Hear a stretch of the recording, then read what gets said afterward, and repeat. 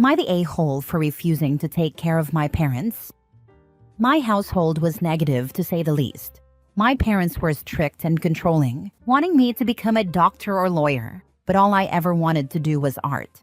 I remember showing them my artwork, only to be met with sarcastic remarks.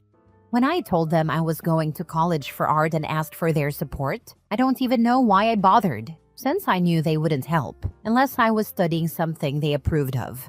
As expected, they refused, saying it was my choice, my responsibility. So, I struggled as a broke college student, barely making ends meet while juggling 2 to 3 part-time jobs and keeping up my grades. Now, I own a small art program.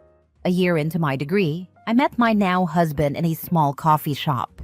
Turns out, he was also a student looking to make friends. By friends, he actually meant a girlfriend, and he asked for my number. I agreed, since he was cute, and now we have 2 kids together. Now at 32, my husband, 34, and I have a happy family. His family became my second family. They helped me through college and never acted like monster in-laws. But now my mom, 66, and dad, 69, have reached out with demands. 1. Meet their grandkids. 2. Move in with us or have us cover their rent. 3. Pay for their hospital/medical bills. Their reasoning? They claim they did so much for me and deserve their happy ending too. I reminded them of their own words, your choice, your responsibility, and told them they needed to work like I did to get by. I wasn't going to help 2 stuck-up pieces of work. I feel like I did the right thing since they abandoned me when I needed help. However, some family members think I'm being unfair. They worked for me so I could eat, etc. Part of me doesn't want to expose myself or my kids to their toxicity, but before making up my mind, I wanted some unbiased outside opinions. Am I the a-hole? Now for the top comments. Not the a-hole. I think it's always crazy when parents say, we did so much for you, providing food, clothes, a place to live, etc. when you were growing up. You didn't ask to be brought into the world. Your parents chose to have kids, and thus chose to take on the responsibility to provide for you. The fact that they're making demands of you, especially expecting you to move them in or pay their rent, is kinda crazy. It would be different if they asked for support and tried to come up with a solution that worked for both of you. Also, the fact that they haven't even met your kids, I don't know how old they are, is a sign that your relationship with your parents has deteriorated. I don't know the full scope of your relationship, but from what you've said, I don't think you owe them everything they're demanding. If you want to help your parents while maintaining boundaries, like helping with some medical bills, that would be a kind thing to do, but not an obligatory one. If this has been a no-contact situation for years due to toxic behavior and they're only reaching out now because they want money, you are well within your rights to say no. Ultimately, you are the only one who can choose how to proceed with your relationship with them. You should also be the one to decide how much or how little you want to get involved again, for your own sake. But you wouldn't be the a-hole for saying no, and the family members calling you one should step up and pay for your parents themselves if they feel so strongly about it. My response to parents saying we owe them because they housed, fed, and clothed us is, congratulations, you did what you were legally obligated to do for the children you decided to have. Not the a-hole. You reap what you sow in life. Your parents did not support your dreams and have apparently not remained in your life, considering they have never even met your children. But now that they need something, they want their investment in you to pay off. Here's the reality. At least from my perspective, children are not a financial investment or a retirement plan. Your parents chose to have you, which means they had a legal and moral obligation to support you for 18 years. You don't owe them anything in return, especially when they didn't support your educational or professional dreams. The family members who think you're wrong can chip in and pay your parents' rent and medical bills. If they don't want to do that, they need to shut up and go away. Next story. Am I the a-hole for giving my dad and extended family attitude after they finally acknowledged my mom regretting she had me? My mom has said more times than I could count that she regretted having me, or that she regretted keeping me. I, 17, female, am my parents' only living child. They had a boy 3 years before me, but he was stillborn. My mom grieved for him basically every day, and she still lives very much like she lost her only child. I always felt my mom's coldness toward me. It wasn't that she would yell at me or tell me she hated me. It wasn't always in her words, except for when she openly admitted to regretting me. It was mostly in the way she'd refuse physical affection from me, like hugs, kisses, or even holding my hand. In the way she'd tell me to go to my dad if I was upset about anything, and how she'd make faces whenever I asked to do something with her. Sometimes she'd do it with a strict rule that I wasn't to speak or stand too close to her. Other times, she'd tell me no, and it was like she had a full-body shudder at the thought. At her most blunt, she has told me she wishes she'd aborted me and told my dad she miscarried. At her least blunt, she talked about regrets, mistakes, and how annoying those regrets could be when they were in your face all the time. You know, like a little kid would be. She has said it where others should have heard, but my dad and extended family have forever acted like it didn't happen.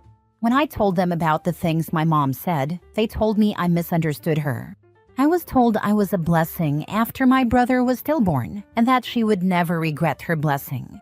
In front of family, she has talked about how she was almost a real mom before, and how losing my brother made her regret losing her chance to be a mom. They always took it differently than I did, and even when I cried, I was told it was okay. I was just being a kid and not understanding adult context. They finally accepted the truth on Friday night. We were having dinner with my grandparents, 2 of my aunts and their husbands, my uncle and his wife, and several cousins. There was talk about how some of my cousins were having babies and how great it was. There was just a lot of baby talk. Then my mom got upset, and everyone noticed. My dad and one of my aunts asked my mom what was wrong and if she was thinking about my brother. She said she wished she had had another kid or 2 after him, and how she regretted missing out on being a mom. There was a pause and some looks shared, and then my dad told her they had me and that she was a mom.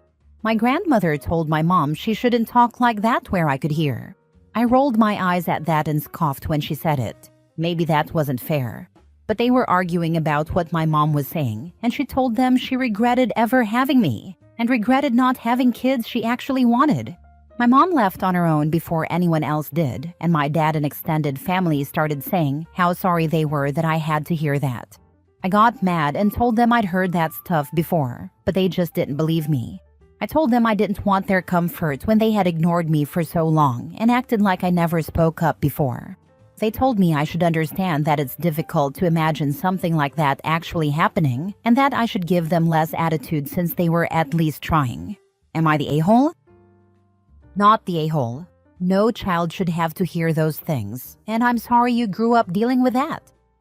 Not the a-hole. It's horrible the egg donor has acted this way for 17 years. It's terrible your family has ignored or explained away this treatment for your entire life. Their acknowledgement is so little so late. You've done nothing wrong, but been treated so wrongfully by all of them. Honestly, I'm in favor of revenge. Identify the big goal, such as college or other post-secondary activity. Start twisting the knife in these people to ensure they fund it, since they let you grow up without a mother or maternal love. Not the a-hole. You should give them less attitude and understand. They owe you an apology where they grovel on their knees for your forgiveness. They need to accept that they were a-holes to a child that was never wanted and was told off when you tried to express how you felt about that.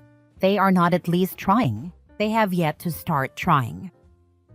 Next story. Am I the a-hole for stepping away from my family after my sister brought her daughter's abuser back into their home? Let me provide some background information. I have 2 sisters-in-law, Rachel and Lauren. Rachel is engaged to Mark, and they have 2 daughters, Mia, 7, and Sophie, 5. Mark also has a son, Noah, 15, from a previous relationship. A couple of years ago, Mia was violated by Noah. After the abuse was discovered, Noah was sent to live with his biological mother. At the time, Rachel seemed to understand how serious the situation was. However, a few months ago, Noah's mother was arrested, and Rachel and Mark made the decision to bring him back into their home, meaning Mia now has to live under the same roof as the person who abused her. We understand that this was a difficult situation, and we don't pretend there were any easy answers. However, they seem to make this decision very quickly and without fully considering all the facts, something Rachel herself even admitted. From what we can tell, they didn't explore other possible solutions for Noah's placement before deciding that the only option was to bring him back into their home. Instead of weighing the long-term risks to Mia's well-being, they acted out of urgency, without fully acknowledging how damaging this could be for her. My husband and I were horrified. Research overwhelmingly shows that this kind of situation is incredibly damaging to a child's healing. And even my therapist has said that forcing a victim to live with their abuser can have lifelong consequences. Even if Noah never reoffends, the harm has already been done. Mia is being forced to live in a constant state of stress and fear, never truly feeling safe in her own home.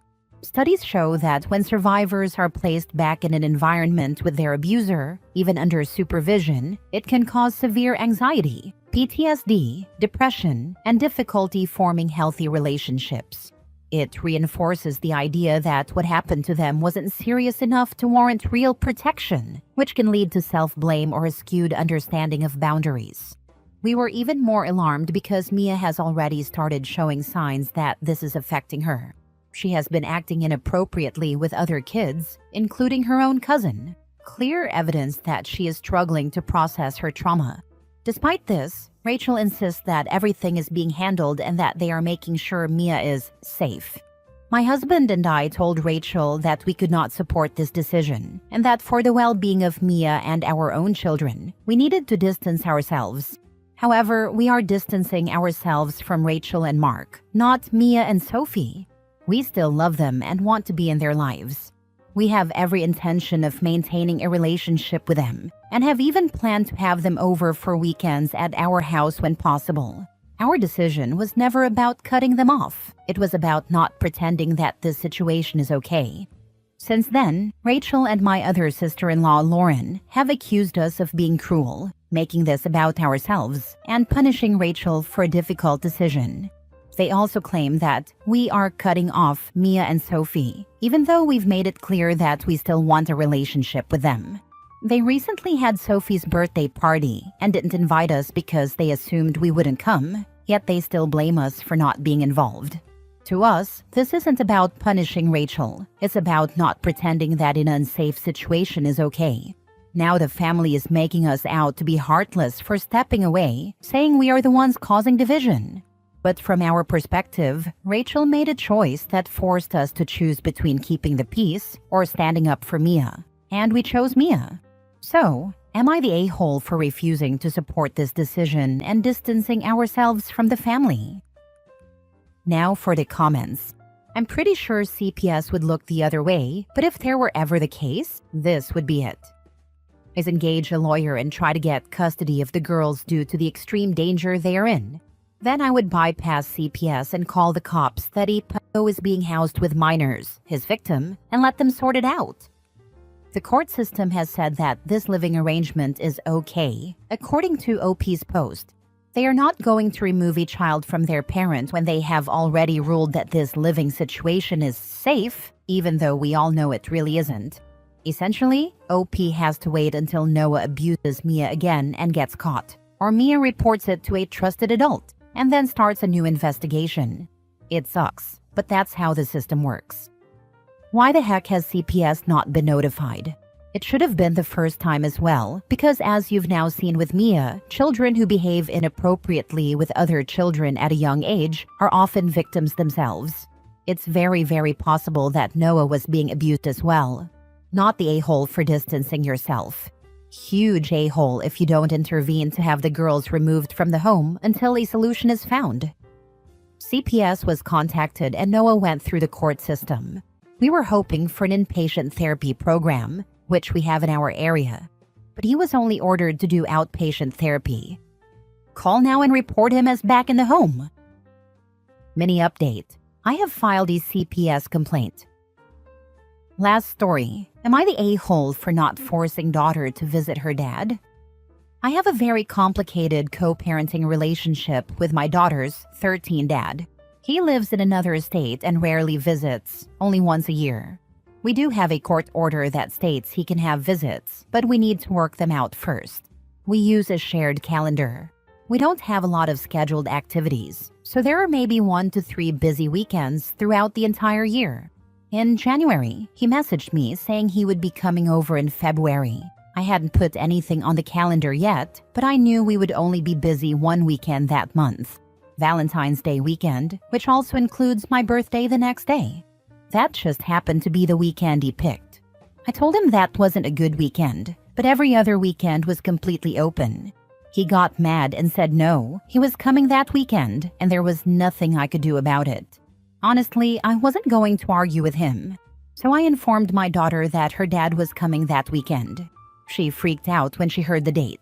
She told me her friends had said that her crush was planning on asking her on a Valentine's date, which would be her first ever date. She immediately called her dad and begged him to reschedule.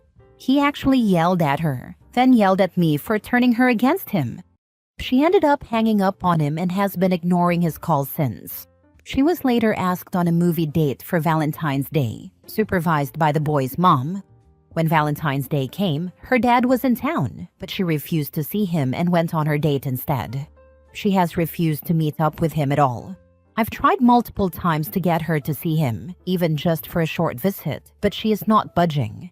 He is obviously very mad and is now threatening to call the police and the courts to see if I can be thrown in jail. I've tried talking to her, but I can't physically force her into the car and make her stay with him. So, am I the a-hole? Absolutely not. I had a similar experience with my 13-year-old son. Your agreement states that visits need to be worked out in advance, and it doesn't sound like it was mutually agreed upon, so that's on him. Also, at this age, there's a limit to what you can force your children to do. Their opinions as teenagers will matter to police officers and the courts. In fact, forcing her could work against you. What you need most is a solid relationship with your daughter. Also, OP mentioned that her birthday was the day after Valentine's Day, making it reasonable that they'd have plans. He intentionally picked the one weekend he knew they'd be busy and then demanded it be his time. Not the a-hole. He set this up to make it seem like he was trying to visit, while actually giving himself an excuse to throw a tantrum about not getting his way. He's a major a-hole, and honestly, divorcing him was probably one of the smartest things you could have done. Visits need to be scheduled and agreed upon. He chose to schedule this over your birthday. It'd be obvious even to the dullest person what he was doing. Add to that the fact that it's a holiday and that your daughter already had her own plans. No, he doesn't get to swoop in, dictate when and where he gets to see her, and expect everyone to drop everything. He visits once a year, but do they talk or text in between times? It seems like there's something missing in this story. They can call or text whenever they want. They used to have a few calls a week, but in the past year, it has been dropping. Sometimes he will call and she would answer, say she doesn't want to talk and hang up. She won't talk to me about why. Probably because he only visits once a year. I realized around that age that my dad only spent time with me when it was convenient for him, which didn't include things important to me, like recitals or sports games. Your daughter is probably outgrowing the "my dad is my hero" phase and realizing that you are the one raising her. If her dad really cared, he'd show up for her without demanding she cancel her own plans. Not the a-hole.